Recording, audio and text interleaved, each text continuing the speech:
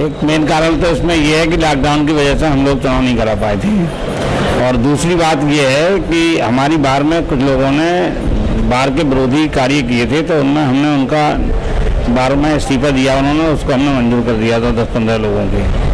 तो वो उन लोगों ने नया संगठन अपना जारी कर दिया डालने के लिए, रजिस्ट्रेशन के लिए ऑनलाइन कर दिया फार्म, उसमें हम लोगों ने आपत्ति कर दी है। और रिन्यूएबल का समय जो था वो पिछले समय निकल चुका है। उस रिन्यूएबल के समय में हम लोगों ने, इन लोगों ने भी उसमें कोई कार्रवाई नहीं की, क्योंकि इनके समय में भी, विपक्षी लोगों के उसका समय में भी उसका समय जो था वो रह रहा था। आपकी संस्था जो उसका नवीनीकरण नहीं हो पाया, ये मामला सामने आया। हमारे नवीनीकरण में भी इन्होंने आपत्ति कर दी है और हमने इनके नए रजिस्ट्रेशन के उसमें आपत्ति कर दी है। दोनों चीज़ें रजिस्ट्रार कानून, रजिस्ट्रार सोसाइटी रजिस्ट्रार में पेंडिंग कर लेगी। देखिए, ये जो अपने को वर्तमान अध्यक्ष बता रहे हैं, उनकी अपना मनमानी है, जबकि संस्था के हित में ये कतई नहीं है। संस्था के हित में ये है कि संस्था का चुनाव समय से होना चाहिए। नवीनीकरण वाला मामला क्या है कि नवीनीकरण के लिए इन्होंने जो आवेदन दिया था, उसमें वर्तमान जो अपने को अध्यक्ष बता रहे हैं, उन्होंने उस समय अपने को सचिव बताया है और चंद्रपाल पांडे जी को अध्यक्ष बताया है। और अब जो हमारे नवीन रजिस्ट्रेशन हो रहा है, उस पर आपत्ति की है, अपने को अध्यक्ष बता रहे हैं। अब उन्हें यही नहीं पता है कि वो अध्यक्ष हैं सचिव हैं। चर्चाएं ये भी चल रही है, आपने एक अपनी नई संस्था तैयार कर ली है। हाँ, उसे मैं नवीनीकरण करा रहा हूँ और उसी पे तो आपत्ति की बात कर रहा हूँ। उन्होंने आपत्ति की, उसमें अपने को अध्यक्ष बताया है।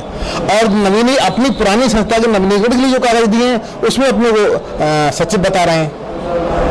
ये स्थिति है। कैसे चुनाव हो पाएगा आगे? क्या अब चुनाव उनका बोझान है और उनके जो मेंबर है बोझान है, हम तो अलग बना रहे हैं, क्योंकि हमारा उद्देश्य अधिवक्ताओं के हित में काम करना है।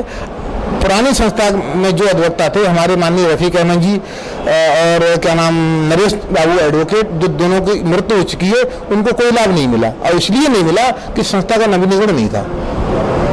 इससे वकीलों को नुकसान हो रहा है। बिल्कुल नुकसान हो रहा है। हमारा चुनाव न लेट है न होगा। हमने एजेंडा जो होगा सदस्यता शुल्क का कोरोना आने से पहले, बहुत पहले निकाल दिया था और सभी सदस्यों को दस्तखत भी हैं। बहुत कम सदस्यों ने सदस्यता शुल्क जमा किया है और बाकी ने नहीं किया है। संस्था का नवीनीकरण नहीं हो पाया है, इसके लिए क्या? हमने नवीनीकरण प्रयास किए और जो हमारा रजिस्ट्रेशन कंपनी जो दफ्तर है, उसमें हमारा अप्लाई हुआ है। आपत्ति देख लें कि किसने लगाई है, कितनी आपत्ति लगाई। संस्था के दो भाग होने का भी जिक्र चल रहा है कि एक संस्था और तैयार हो गई। क्या कहना है? दूसरी संस्था जो है वो लोग बना रहे हैं, जो हमने अपने उससे निकाल चुके संस्था से जो गलत गतिविधियों में लिप्त थे, उन्हें निकाल दिया है। वो ही बना रहे हैं, बाकी कोई नहीं बना रहे। जो आपने अपनी संस्था से निकाल दी है, वो लोग तैयार कर रहे हैं। जी यस। आगे कब तक हो सकता है चुनाव? आगे हमारे सदस्य जब भी अपना सदस्यता शुल्क जल्दी जमा कर देंगे, हम एक बार और उन्हें सूचना देंगे। हम चुनाव कराने के लिए बिल्कुल ही तैयार हैं। हमें इसमें कोई लोभ लालच नहीं है। कोई किसी प्रकार का एलिगेशन लगाता है तो हमारे सामने बात कर सकता है। देखिए, चुनाव लेट क्यों हो रहा है, इसके पीछे तो कई सारी वजहें हैं। एक तो एडवोकेट एसोसिएशन का जो चुनाव पिछला हुआ था, उसमें हमारे आदरणीय रविंदर सिंह गंगवार जी वो अध्यक्ष चुने गए थे और मेवाराम जी हमारे सचिव चुने गए थे। उसके बाद में उस एडवोकेट एसोसिएशन का नवीनीकरण होना था, जो सोसाइटी एवं चिट्स रजिस्ट्रार महोदय के यहाँ बरेली में किया जाता है। वो किसी वजह से वो रजिस्ट्रेशन नवीनीकरण नहीं हो पाया। तो एक वजह तो ये है कि जब उसका नवीनीकरण नहीं है उस एडवोकेट एसोसिएशन का, तो बार अपने अस्तित्व में नहीं है। और इसके एक जीता जागता सबूत ये है कि जो भी एसोसिएशन बनाई जाती है, जो भी कमेटी बनाई जाती है, तो वो चाहे व्यापारियों की व्यापार मंडल हो, चाहे अधिवक्ताओं की एडवोकेट एसोसिएशन हो, बार एसोसिएशन हो, वो अधिवक्ताओं के हित के लिए काम करने के लिए बनाई जाती है। और हमारी जो एडवोकेट एसोसिएशन जो बार काउंसिल ऑफ यूपी से और बार काउंसिल ऑफ इंडिया से, हम लोग सब अधिवक्ता हित के जो काम होते हैं, जैसे कोई अधिवक्ता की डेथ हो जाती है तो बार काउंसिल ऑफ यूपी से उसके परिवार वालों को एक आर्थिक मदद के रूप में एक सहयोग राशि दी जानी चाहिए। लेकिन वो उन्हीं लोगों को मिल पाती है जो लोग किसी एडवोकेट एसोसिएशन या बार एसोसिएशन के सदस्य हों और वो एसोसिएशन अपने अस्तित्व में हो। तो हमारे नवाबगंज की एडवोकेट एसोसिएशन वो नवीनीकरण ना होने की वजह से अपने अस्तित्व में नहीं थी। इसी वजह से हमारे मरहूम रफीक अहमद अशरफी साहब एडवोकेट और स्वर्गीय नरेश जी जैसे बुजुर्ग अधिवक्ताओं के परिवार वालों को बार काउंसिल ऑफ यूपी से मिलने वाली आर्थिक मदद नहीं मिल पाई। चर्चाएं ये हैं कि आपने और शिशुपाल जी ने कोई नई संस्था तैयार करी है, इसके बारे में क्या कहेंगे? अच्छा, क्या करें हम लोग, ये बताइए। हमने जब ये कहा कि इसका नवीनीकरण नहीं हो रहा है, हमारे अधिवक्ताओं के हित के लिए 2 साल में हमारे माननीय अध्यक्ष जी ने क्या काम कराए। हम 3 में बैठे हुए हैं गर्मियों में, आप क्या कर रहे हैं? आपने जब कुछ नहीं किया, आप नवीनीकरण भी नहीं करा रहे हैं, तो हमने उस बार से इस्तीफा दिया, पेपरों में भी छपा, हमने लिखित में इस्तीफा दिया कि हम इस बार के कार्य से संतुष्ट नहीं हैं, इसलिए हम इस्तीफा दे रहे हैं। क्योंकि जब रफीक वकील साहब मरहूम को, नरेश जी स्वर्गीय को जब कोई आर्थिक मदद नहीं मिली तो अधिवक्ताओं का हित तो खत्म हो गया। जब उस बार का एडवोकेट एसोसिएशन का अस्तित्व ही खत्म हो गया तो हमारे पास चारा क्या था। हमारे नवाबगंज में लगभग 160 एडवोकेट्स हैं। गुटबाजी हर बार में होती है, चाहे बरेली बार हो, कोई भी बार हो, लेकिन बार एक रहती है। यहाँ पहले 2 बार थी, फिर एक हो गई थी। हम सब लोग साथ में वकालत कर रहे थे, एक दूसरे के साथ उठते बैठते थे। लेकिन जब वो अस्तित्व में नहीं है, जब 2 वकीलों की डेथ के बाद उनकी मदद नहीं हुई, अधिवक्ता हित में कोई कार्य नहीं हुआ, तो हमारे पास कोई चारा नहीं था कि हम अधिवक्ताओं के हित के लिए हमने एक नई बार का गठन किया और उसको हम सोसाइटी एवं चित्र रजिस्ट्रार महोदय के यहाँ पर पंजीकृत करा रहे हैं। उस पर ये लोग आपत्ति कर रहे हैं।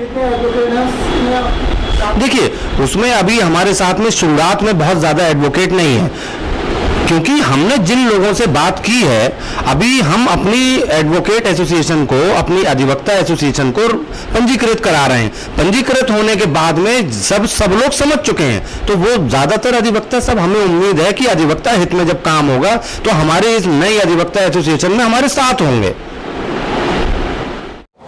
असल में चुनाव तो विदिन टाइम होना चाहिए था, क्योंकि बार का रिन्यूअल नहीं हुआ है, इसलिए चुनाव चल रहा है। एक्चुअली रिन्यूअल की जो स्थिति है, जो पुरानी कमेटी थी, जो वर्तमान में जो प्रबंध समिति काम कर रही है, रविंद्र सिंह जिसके अध्यक्ष हैं, उससे पहले बाबू शिशुपाल जी हुआ करते थे। तो 5 महीने करीब उनका शायद कार्यकाल रहा था, किसी वजह से वो नहीं करा पाए। वैसे तो उनके कार्यकाल में हो जाना चाहिए था। अब उसके बाद जो है रविंद्र बाबू ने थोड़ी गलती कर दी।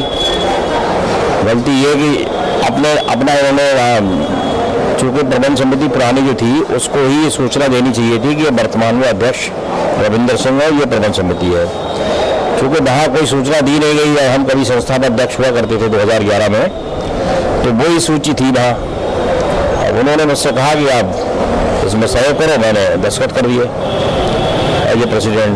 तो चूँकि वहाँ वर्तमान के खिलाफ जो है आपत्ति है, इसलिए नहीं होता है। नहीं, ऐसा तो कुछ नहीं है। देखिए, बार काउंसिल और उत्तर प्रदेश के स्पष्ट निर्देश हैं कि अगर कोई संगठन यहाँ कार्यरत है तो कोई पैरेलल संगठन नहीं बनेगा। ये स्पष्ट निर्देश जो है बार काउंसिल ने दिए हैं। तो चूंकि एक अस्तित्व में, एक संगठन ऑलरेडी अस्तित्व में है, उसका रिन्यूअल नहीं है, रिन्यूअल हो जाएगा। जो भी कॉम्प्लिकेशन है उनको रिमूव कर दिया जाएगा, हो जाएगा।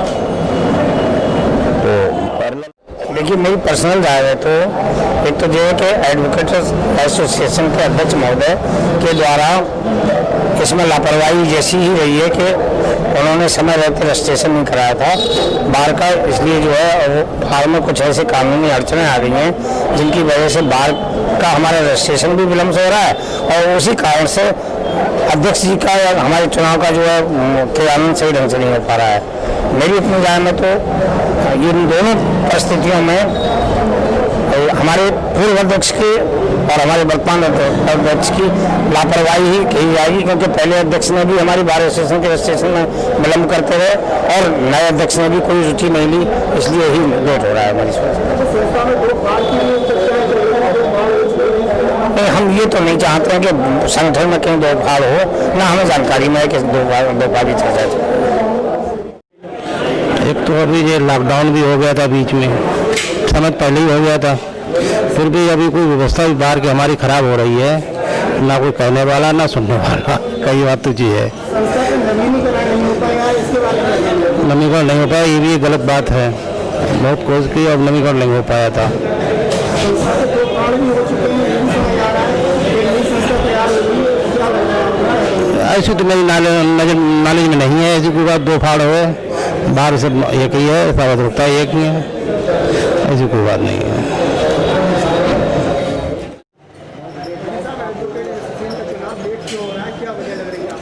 देखिए, एडवोकेट एसोसिएशन के चुनाव होने में कई दिक्कतें हैं। सबसे बड़ी दिक्कत तो ये है कि अभी बाहर का रजिस्ट्रेशन ही नहीं है, रिन्यूअल नहीं हो पाया है। अगर रिन्यूअल नहीं हो पाया है तो मेंबरशिप फीस कैसे जमा हो, और मेंबर फीस जब फीस ना हो तो जनरल हाउस कैसे हो, जनरल हाउस नहीं हो तो फिर अधिवक्ताओं की जो मतदाता सूची है वो कैसे बने। तो ये सारे कारण जो हैं वो रिन्यूअल की वजह से दिक्कत है, और रिन्यूअल होना चाहिए।